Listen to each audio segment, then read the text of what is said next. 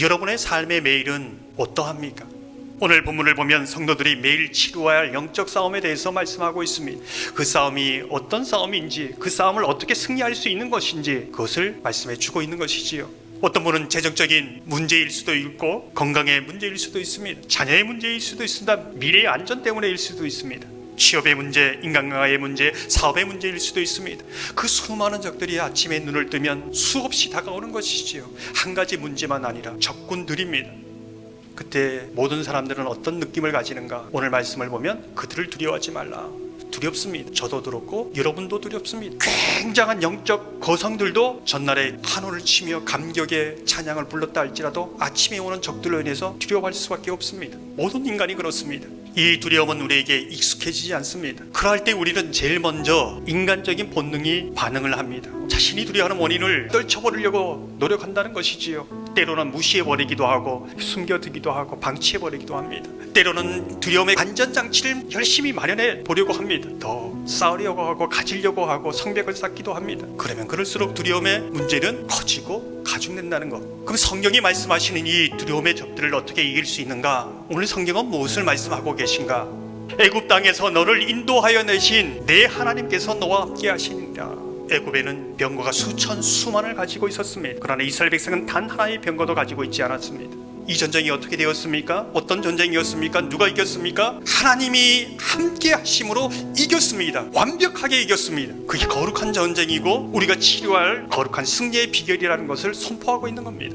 그러나 이 말씀을 듣는 광야 2세대의 단식이 무엇입니까? 그래, 그때는 그랬었겠지. 그때 그 사람은 아마 그랬을 거야. 그러나 지금 나의 상황은 달라. 하나님 내 상황을 정말 잘 알고 계실까? 이게 저와 여러분의 고민 아닙니까? 애굽 땅에서 인도하여 내신 하나님이 나와 함께 한다는데 이 수많은 적들에게서 하나님이 함께 하신다는 것을 어떻게 확신하고 헤쳐나갈 수 있는가? 칼을 들어라, 방패를 만들어라, 성벽을 쌓아라 이렇게 말씀하지 않고 이스라엘아 들으라. 하나님의 말씀이 그리스도인들의 진정한 칼이요, 무기요, 방패요, 어떤 것보다 강력한 승리를 줄 수 있는 비결이 될 수 있다는 것을 말해주고 있는 것이지요. 이 모습을 통해서 우리가 이 두려움을 이길 수 있는 것은 하나님의 말씀을 매일 들으며 입에 가운데 주신 하나님의 말씀을 붙들고 이길 수 있다는 것을 말해주고 있습니다. 그 하나님 말씀 때문에 하나님의 도우심을 입을 수 있고 기도하며 하나님의 역사하심을 기대할 수 있다는 것이지요. 매일매일 두려움이 찾아오고 이상한 적이 찾아올 때에 그 두려움을 이길 수 있는 것, 그 두려움에서 건져줄 수 있는 것, 하나님 말씀밖에 없다는 겁니다. 오늘 본문을 보면 이 전쟁터 가운데 이스라엘 백성들이 보아야 할 것, 정말 하나님이 보게 하시는 것이 무엇인가를 말씀하고 있습니다. 지금 적군이 쓰러지는 것, 적군이 물러가는 걸 보게 하십니까? 물론 그렇습니다. 그러나 오늘 여기에 가장 주체는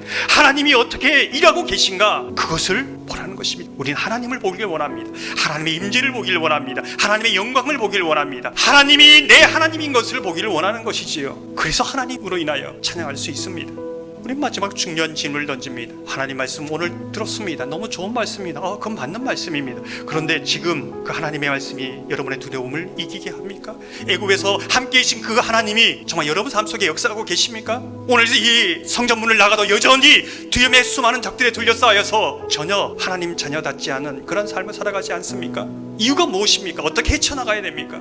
하나님의 말씀을 듣는다는 것은 하나님의 마음을 담는다는 뜻입니다. 사람들은 어쩌면 저는 하나님 말씀을 많이 들었습니다. 암송합니다. 통독도 합니다. 근데 아무런 능력이 없습니다. 변화도 없습니다. 늘 두려움 앞에 무릎 꿇습니다. 이유가 무엇일까요? 내 하나님 여호와께서 내게 명령하신 대로 하라. 열심히 듣고 내가 원하는 대로 내 생각대로 해석하면서 살아가는 것이 아니라 하나님의 말씀으로 받으라는 것입니다. 그렇지 않으면 아무리 들어도 모호합니다. 안개는 늘 있습니다. 빛을 보지 못하는 것이지요. 하나님의 말씀을 계속적으로 듣는다는 것은 하나님과 가까워지는 것이요, 하나님과 가까워진다는 것은 내가 원하는, 내가 생각하는 것이 점점 작아지고 하나님의 뜻이 더 분명하고 하나님이 원하시는 것이 점점 커지는 것을 의미합니다. 그래서 거룩한 전쟁을 치를 수 있는 겁니다. 그 거룩한 전쟁 한가운데서도 하나님의 마음을 알고 하나님의 마음을 부어주시기에 승리할 수 있는 것이지요. 많은 그리스도인들은 세상에서 잘 누리기 위해, 세상에서 잘 되기 위해 하나님의 말씀에 도움이 필요하다고 생각합니다. 정말 그렇습니까? 반대지요. 하나님의 말씀을 더 잘 따르기 위해 세상의 것을 포기하고 버리고 주님을 붙잡는 삶, 그것이 그리스도인의 삶입니다. 우리는 물어야죠. 더 말씀을 붙잡기 위해서 포기하는 것이 더 많은지, 더 기도하기 위해서 기도보다 말씀보다 소중하다고 생각하는 많은 것들을 희생시킬 수 있는 것인지, 정말 내 삶의 중심은 하나님이고 내 삶의 하루의 중심은 하나님인지 그것을 물어야 한다는 겁니다. 그렇지 않으면 혼돈 가운데 살아갑니다. 내 생각과 하나님의 생각이 엉켜서 이것도 저것도 아닌 것이 되는 것이지요. 이런 삶으로는 거룩한 승리를 이루어갈 수 없다는 겁니다. 오늘 눈여겨보게 되는 것은 우리가 개인적으로 영적인 싸움을 해가기도 하지만은 공동체가 싸워야 할 싸움이 있다라는 것을 보여주고 있습니다. 중요한 사실은 이 모든 사람들이 이 전쟁터에 나가느냐? 아닙니다.